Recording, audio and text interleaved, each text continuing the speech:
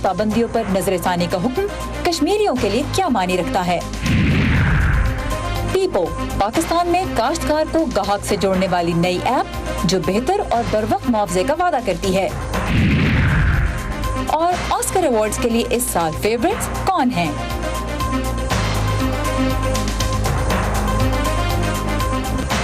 کشمیر کی آئینی حیثیت میں تبدیلی کے بعد پہلی بار ایلس ویلز بھارت پہنچ رہی ہیں۔ واشنگٹن کا نئی دلی کو کیا پیغام ہوگا؟ وائس آف امریکہ کے واشنگٹن اسٹوڈیو میں آپ سب کو خوش آمدید۔ ویو 360 کے ساتھ میں ہوں سارا زمان۔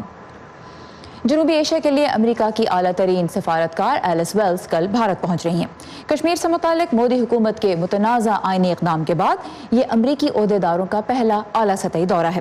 ایلس ویلز کی آمد سے قبل ہی امریکی محکمہ خارجہ نے ٹویٹر پر کشمیر کا ذکر کیا، جس سے یہ توقع پیدا ہوئی کہ اس موضوع پر نئی دلی سے بات چیت ہوگی۔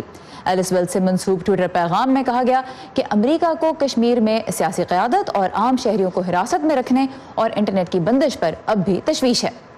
اب تشویش کا اظہار تو ایلس ویلز پہلے بھی کر چکی ہیں، لیکن امریکی کانگریس میں کشمیر سے متعلق جب سماعت ہوئی تو ان کا کہنا تھا کہ امریکہ کو اس معاملے میں بھارت کے جمہوری اداروں کے فیصلوں کا احترام کرنا ہوگا۔ تو ملاقاتوں میں امریکی عہدیدار نئی دلی کو کشمیر سے متعلق کیا کوئی ٹھوس پیغام دے سکتے ہیں یا نہیں، یہ ایک بہت اہم سوال ہے۔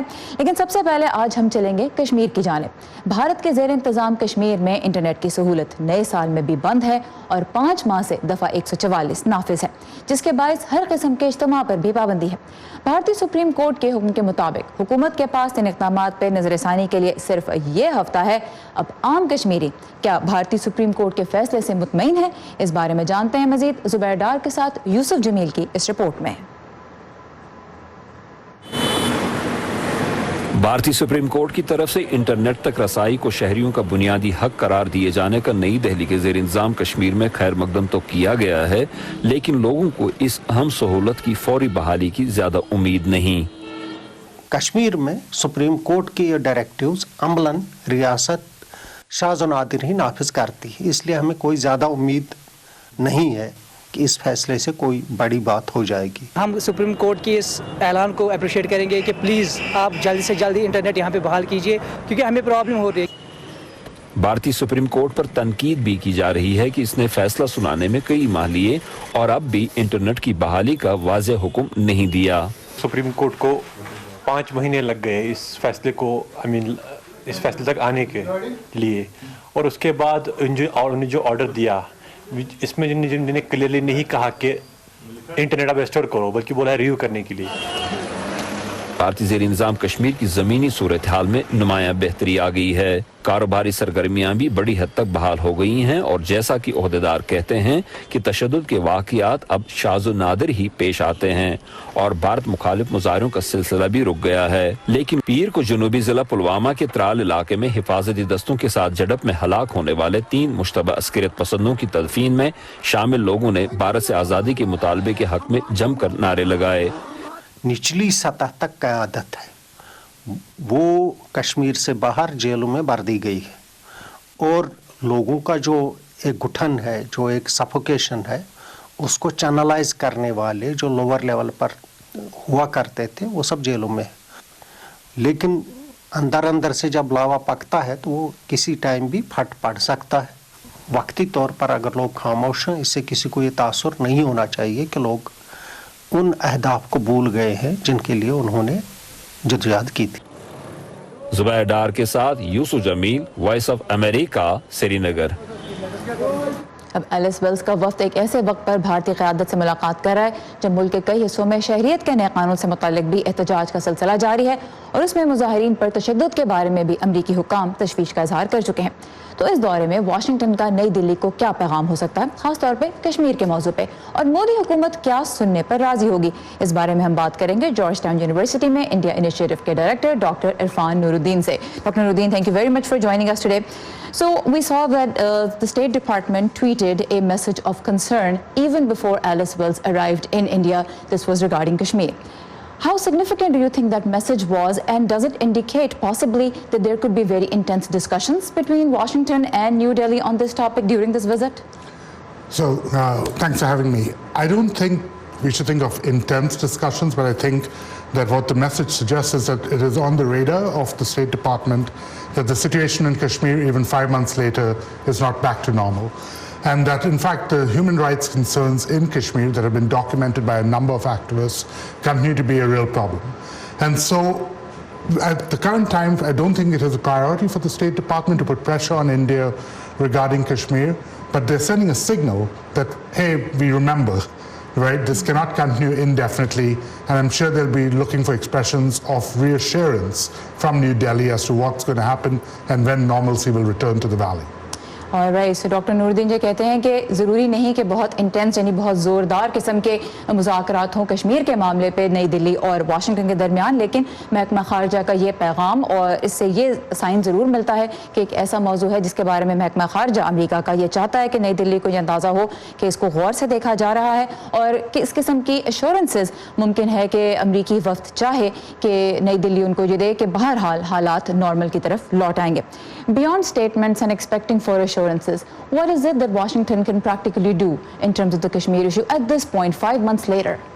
Truth is very little, right? The United States has given up a lot of its leverage over India by waiting for this long a period of time to have elapsed. At this point, India can claim that normalcy, there hasn't been violence in the valley, which of course all of us are grateful for.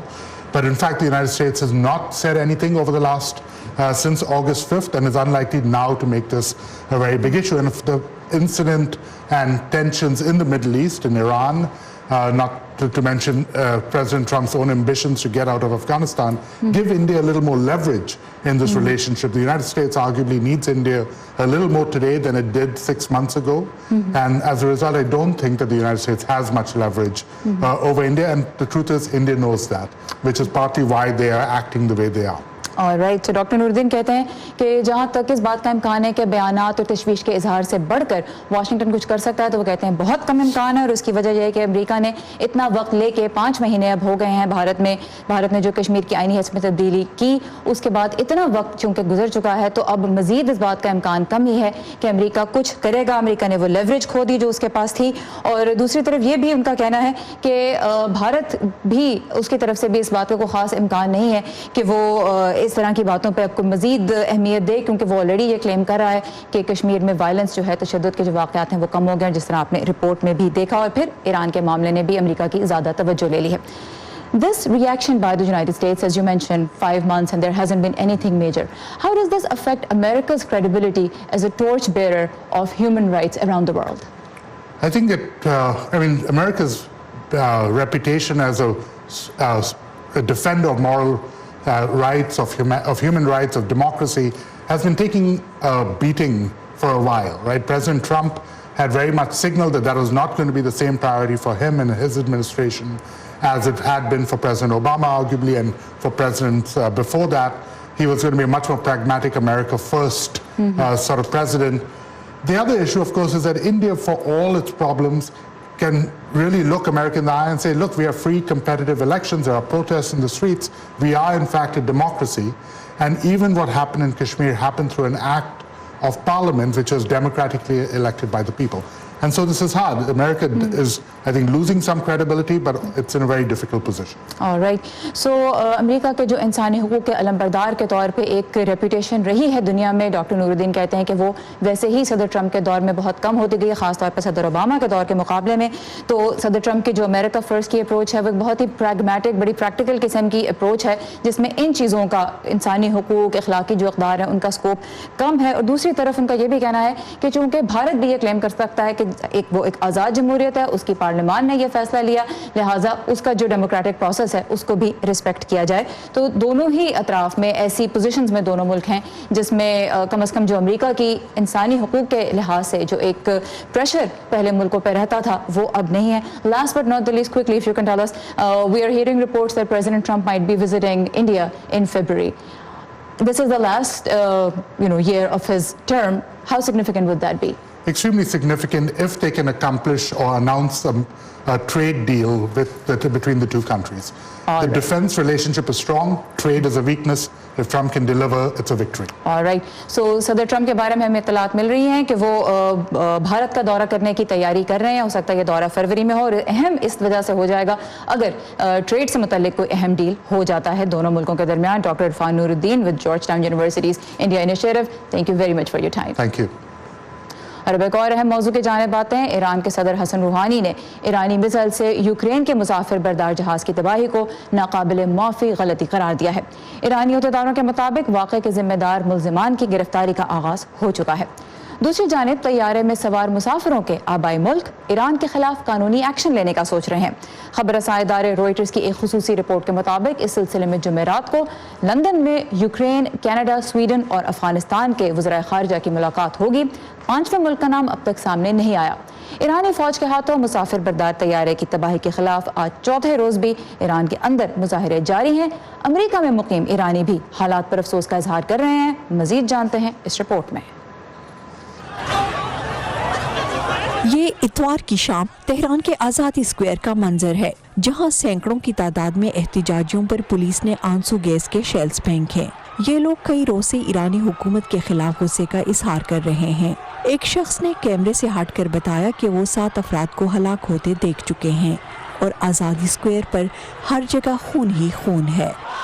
खुद एहतजाजियों की जानिब से record और social media पर share की गई videos में अस्फहान और राश्द के शहरों में बड़े पैमाने पर एहतजाजियों को देखा जा सकता है, जो ईरान की हुकूमत की जानिब से यूक्रेन के जहाज को मार गिराने की जिम्मेदारी देर से कबूल करने पर गम गुस्से का इजहार कर रहे हैं। मैं सिर्फ इतना ही कह सकती हूँ कि गुज़श्ता 3 दिनों से सच्चाई से इनकार और उसे छुपाने की कोशिश ने मुतासरा खानदानों के दुख दर्द में इजाफा किया है।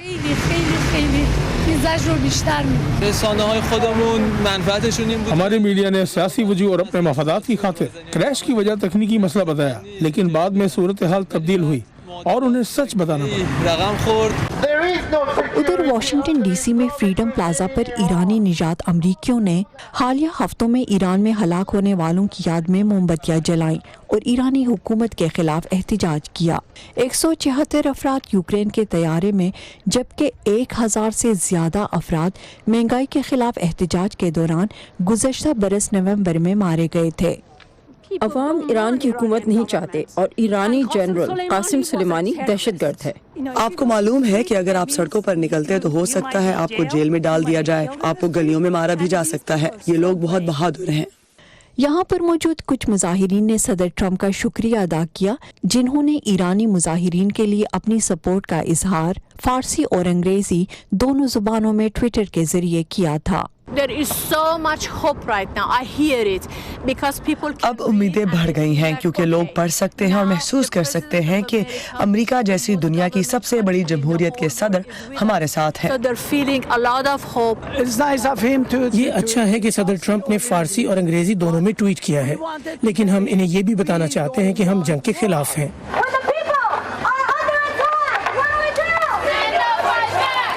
इतवार को लॉस एंजलिस में भी लोग जमा हुए। इनमें से बेशतर ईरान में मुमकिन अमरीकी फौजी मुदाखलत के खिलाफ नारे लगा रहे थे। एक नौजवान ने वॉइस ऑफ अमेरिका को बताया कि उसने गुज़श्ता रात ईरान में मौजूद अपने घर वालों से बात की और वो ईरानी हुकूमत के खिलाफ आवाज़ उठा रहे हैं। मेरे ख्याल में ये बात समझना जरूरी है कि ईरानी जानते हैं कि वो क्या करना चाहते हैं। ईरान में लोग अपनी आज़ादी की जंग लड़ रहे हैं और वो किसी मसीहा की ज़रूरत महसूस नहीं करते। अमेरिका को हमारा कोई ख्याल नहीं है। हेनरी रिजवेल के साथ शहनाज नफीस, वॉइस ऑफ अमेरिका। और अब चलते हैं पाकिस्तान, जहां बहुत से बिजनेसेस सोशल मीडिया और मुख्तलिफ ऐप्स की मदद से अब फल फूल रहे हैं। जो किसान अपनी फसलों की पैदावार कभी कम कीमत पर फरोख्त करने पे मजबूर हो जाते थे, अब उनके लिए कराची के एक नौजवान ने एक ऐसी ऐप बनाई है जो किसानों को खरीदारों से जोड़ती है, ताकि उन्हें अपनी पैदावार का बर वक्त और मुनासिब मुआवजा मिल सके। इस नई ऐप के बारे में तफसीलात लेकर आई हैं कराची से सिद्रा डार। पाकिस्तान में अक्सर किसान शिकायत करते हैं कि उन्हें अपनी पैदावार कम कीमत पर फरोख्त करना पड़ती है और रकम भी वक्त पर नहीं मिलती, जिससे उन्हें मुश्किलात का सामना करना पड़ता है। लाड़काना से ताल्लुक रखने वाले वासे अब्बासी का खानदान 150 बरस से काश्तकारी कर रहा है। अगर कोई फसल होती है तो उनको पता है कि निज़ाम यही है कि आप गवर्नमेंट के गोदाम पे लेके जाओ, اور وہاں پہ آپ ان کو دے کے پرچی لے کے آ جاؤ کہ ہم نے یہاں پہ فصل اتنی بیچی ہے. وہ پھر گورنمنٹ نے آپ کو ریلیز کرنا ہے. اب وہ جب بھی ریلیز کرے, اس دوران اگر کوئی پرائیویٹ پارٹی نے آ کے خرید لیا تو ٹھیک ہے, ورنہ آپ انتظار کرتے رہ جاتے ہو. کراچی سے تعلق رکھنے والے انس شیخ نے اس کا حل نکالا ہے اپنی ایپ پیپو کے ذریعے. اس کی مدد سے کسان پیداوار کا سودا مارکیٹ ریٹ کے مطابق کہیں بھی کر سکتے ہیں. میں نے 2014 میں فارمنگ کی طرف سوئچ کیا, اور جب میں نے اپنی کچھ کراپس اگائیں اور as a smallholder farmer مجھے پتا چلا کہ پاکستان میں کبھی بھی اسمال ہولڈر فارمر کو اس کی صحیح پرائز نہیں ملتی. سو اس وقت آئی ٹی کا بیک گراؤنڈ ہونے کے باوجود ہم نے یہ فگر آؤٹ کیا کہ کسی طرح سے ہم ایک ایسی ایپ بنائیں جو فارمر کی پروڈیوس کے فارم سے اٹھا کے منڈی تک لے جایا جا سکے, اور اس کو اس کی پرائز بھی بہت اچھی مل سکے. کسانوں کو خرید و فروخت کے معاملات طے کرنے میں کوئی دقت پیش نہ آ سکے, اس لیے ایپ کو سادہ رکھا گیا ہے. ایک بار اسمارٹ فون پر ایپ ڈاؤن لوڈ کر لی تو کسان اور بیوپاری ایک دوسرے سے جڑ جاتے ہیں. اگر کوئی فارمر نہیں بھی ہے اور ایگریکلچر جو ہماری اکانومی کا بہت بڑا حصہ ہے, اس کی بزنس میں پارٹیسپیٹ کرنا چاہتا ہے, اس کو خالی اس ایپ کی ضرورت ہے. تھوڑے سے ہی پیسے ہیں, پوٹینشیل یہ ہوگا کہ وہ دیکھے گا کہ میرے علاقے میں یہ چیز موجود ہے, بک رہی ہے, خریدی جا رہی ہے, تو وہ خود بھی اس کی ٹریڈنگ کے اندر حصہ لے سکتا ہے. زرعی ملک ہونے کے سبب پاکستان کو پیداوار کی کمی تو نہیں, لیکن بر وقت خریدار نہ ملنے سے اناج ضائع ہو جاتا ہے یا کم قیمت پر بکتا ہے, جس کا نقصان کسان برداشت کرتا ہے. اور ہم ہر سال 134 بلین روپیز اس پوسٹ ہارویسٹ لاسز کی مد میں ہم ضائع کرتے ہیں. بہت سارے لوگ ہیں جن کو بیچاروں کو کھانے کا ایک وقت کی روٹی نہیں ملتی. تو یہ جو پروسیس ہے, ایک تو فارمر کے لیے بہت کارآمد ثابت ہوگا کہ فارمر کو اپنی اس کی محنت کی اچھی پرائز مل سکے گی, اور دوسرے جو پوسٹ ہارویسٹ لاسز ہیں وہ کسی طرح سے اس سے ریڈیوس ہو سکیں گے. بازار میں فروخت ہونے والی سبزیاں ہو یا پھل, بڑھتی قیمتوں کے سبب صارفین کی قوت خرید کو متاثر کر رہا ہے. لیکن منڈی سے یہاں پہنچنے والا مال کسانوں سے کس دام پر خریدا جاتا ہے, اس پر وہ شکوہ کرتے دکھائی دیتے ہیں. واسع عباسی اب پیپو کے ذریعے اپنی پیداوار فروخت کر رہے ہیں اور نتیجے سے خوش ہیں. چاول کی جو فصل تھی ہماری, اس میں 1500 کا ریٹ تھا, اور میں یہاں سے ایک پارٹی مل گئی تھی جس نے پھر ہمارا کچھ وہاں سے خرید لیا تھا. اس سے فائدہ یہ ہو جاتا ہے کہ جو گورنمنٹ ڈیلے آتا ہے اس میں ہمیں قیمت ادا کرنے میں, وہ تھوڑا یہاں پہ فائدہ ہو جاتا ہے, کم سے کم تھوڑا پیسے جلدی آتا ہے. ٹیکنالوجی نے کاشتکاری کا نظام تو بدل دیا. اب اگر کسان اور بیوپاری ایپس کے استعمال کی جانب راغب ہوتے جائیں تو زرعی کاروبار کے طریقوں سے بھی بڑی تبدیلی آ سکتی ہے. Sidra Dar, Voice of America, Karachi. Hollywood کے سب سے اہم اور مقبول اعزاز آسکر ایوارڈز کی دوڑ میں سب سے زیادہ نامزدگیوں کے ساتھ لیڈ کر رہی ہے فلم جوکر. لیکن نامزدگیاں سامنے آنے کے بعد سے سوشل میڈیا پہ کوہرام مچا ہوا ہے. پچھلے کچھ سالوں کی طرح اس بار بھی کون نامزد ہوا اور کون نہیں, اس بارے میں تنازعات جنم لے چکے ہیں. تو تمام تر دلچسپ اور اہم تفصیلات لے کر آئی ہیں فائزہ بخاری. فائزہ, سب سے پہلے تو یہ بتائیں کہ کنٹروورسی ہے کیا؟ جی سارا, آسکرز کا ذکر ہو اور کسی کنٹروورسی کی بات نہ ہو. گزشتہ سالوں کی طرح اس بار بھی یہی اعتراض کیا جا رہا ہے کہ ایسے فنکار آسکرز نامزدگیوں سے واضح طور پر غائب ہیں جو سفید فام نہیں ہیں. سوشل میڈیا پر بھی #آسکرز سو وائٹ ٹرینڈ کر رہا ہے. پیر کو نامزدگیوں کا اعلان ہوا تو صرف ایک سیاہ فام اداکارہ سنتھیا اریوو کا نام سامنے آیا, جو فلم ہیریٹ کے لیے بہترین اداکارہ کی کیٹیگری میں شامل ہیں. ناقدین کا یہ کہنا ہے کہ سنتھیا کے علاوہ بھی مختلف کیٹیگریز میں کم از کم 20 ایسے افراد کو نامزد کیا جا سکتا تھا جو سفید فام نہیں, اور جنہیں دیگر اہم ایوارڈز جیسے golden globes, screen gills awards وغیرہ کے لیے نامزد کیا گیا.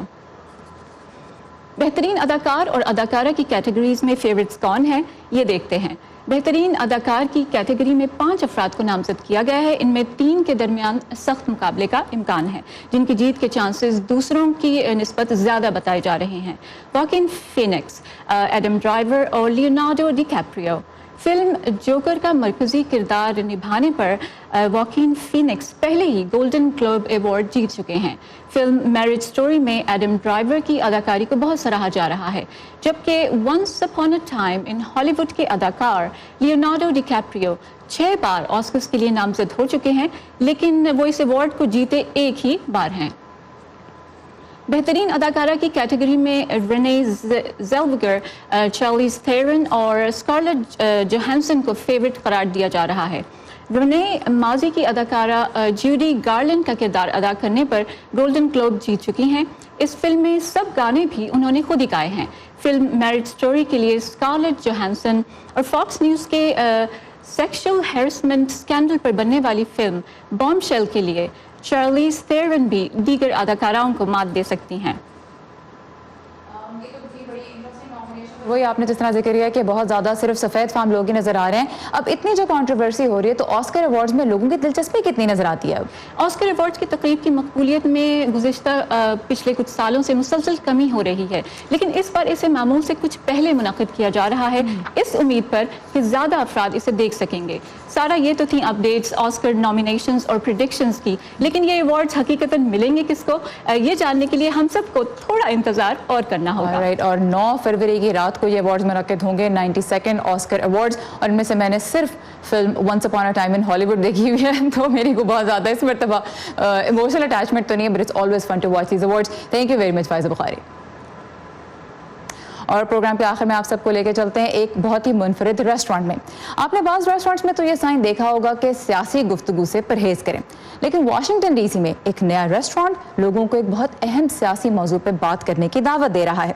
इमिग्रेंट फूड नामी ये रेस्टोरेंट वाइट हाउस से कुछ ही दूर वाक़ है और एक ऐसे वक्त में तारिकीन वतन की खिदमत की जानिब तवज्जो दिला रहा है जब ट्रंप इंतज़ामिया इमिग्रेशन को सख्त से सख्तर बना रही है।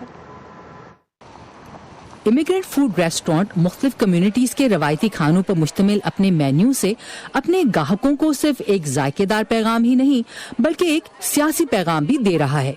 इस पैगाम का मकसद है कि पनाह गुज़ीनों के खिलाफ पाई जाने वाली गलत फहमियों को दूर करके अमरीकी मुआशरे में उनकी मौजूदगी के मस्बत असरात को सामने लाया जाए। यकीनन जितना हम व्हाइट हाउस के नज़दीक होंगे हम बेहतर तरीके से अपने मकसद से मुतालिक बात कर सकेंगे। इटली में पैदा होने वाले पीटर इमिग्रेंट फूड के शरीक बानियों में से एक हैं। उन्हें अभी भी याद है कि एक नए मुल्क की जिंदगी और खाने की नई रवायतों को अपनाना किस कदर मुश्किल था। इसलिए उन्होंने फैसला किया कि किसी एक जगह के खाने पर तवज्जो ना दी जाए बल्कि अपने ग्राहकों को ऐसे खानों की पेशकश करें जिससे वो अपने कल्चर और मुल्क से करीब तर महसूस करें। इस रेस्टोरेंट के मेन्यू में इंडियन, बंगाली, चाइनीज, पेरुवियन, ईरानी, रूसी और अतालवी खानों के अलावा कई दीगर मुल्कों के जायके शामिल किए गए हैं। हम समझते हैं कि लोग सुबह को उठते हैं और खुद से कहते हैं कि हम इस अमेरिका को नहीं जानते और हम कुछ करना चाहते हैं लेकिन उन्हें नहीं मालूम कि क्या करें। इस रेस्टोरेंट में हम इन्हें वाज़ेह आइडियाज देते हैं कि वो क्या करें। मेन्यू में खाने के अलावा एंगेजमेंट मेन्यू की सूरत में उनके पास बहुत से ऑप्शंस हैं। वो रकम अतिया कर सकते हैं, वो रजाकाराना तौर पर काम कर सकते हैं, वो एक पिटीशन पर दस्तखत कर सकते हैं। ये वो तमाम काम है जिसके जरिए वो पनाहगुज़ीनों की मदद कर सकते हैं। इसके अलावा एंगेजमेंट मेन्यू में इंग्लिश सिखाने, हरासती मराकज का दौरा करने और तजुर्बाती इमिग्रेशन इंटरव्यूज के बारे में मालूमात भी शामिल हैं। हफ्ते में कई बार 5 NGOs के नुमाइंदे भी यहाँ का दौरा करते हैं। केयर कोएलिशन उन पनाह गुज़ीनों के लिए काम करता है जिन्हें इमिग्रेशन और कस्टम इन्फोर्समेंट वालों ने हिरासत में लिया हो। हम वर्जीनिया, DC और मैरीलैंड में कायम तमाम हिरासती मराकज में तालीम और कानूनी इमदाद फराहम करते हैं। यहाँ आने वाले गाहक भी मेन्यू के साथ साथ इसके पीछे आइडिया से लुत्फानंदोज होते हैं। ये एक जबरदस्त पैगाम है, यहाँ का खाना बहुत अच्छा है, लेकिन इससे बढ़कर ये एक मुस्बत पैगाम है कि मुख्तलिफ खानों और मुख्तलिफ सकाफतों का जश्न मनाया जाए। मुख्तलिफ जगहों का खाना एक जगह मिलना बहुत दिलचस्प है। ये ऐसा कुछ है जो DC में लोग पसंद करते हैं। रेस्टोरेंट के मालकान को उम्मीद है कि उनका आइडिया लोगों के दरमियान समझ और राब्ते का जरिया बनेगा। बहरहाल एक मजेदार खाने के बाद मुतवाजन पॉलिसी फैसले करना आसान अमल होना चाहिए। मखाइलो खोमादवस्की के साथ Ayesha Khalid, voice of America. और इसी के साथ खत्म होता है आज का व्यू 360। facebook.com/VO उर्दू के पेज पे आप जब चाहें लॉग ऑन कर सकते हैं। आपको इस प्रोग्राम में शामिल रिपोर्ट्स भी दोबारा देखने का मौका मिलेगा और दुनिया भर से अहम खबरों की तफसीलात और बहुत से दिलचस्प फेसबुक लाइव इंटरव्यूज भी।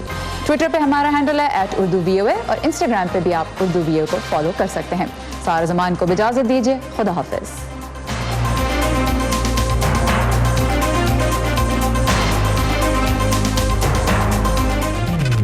ताज़ा तरीन खबरें, अहम वाक़यात, ऑडियो वीडियो रिपोर्ट्स और तज्ज़िये देखने, सुनने और पढ़ने के लिए डाउनलोड कीजिए VOA उर्दू की नई ऐप।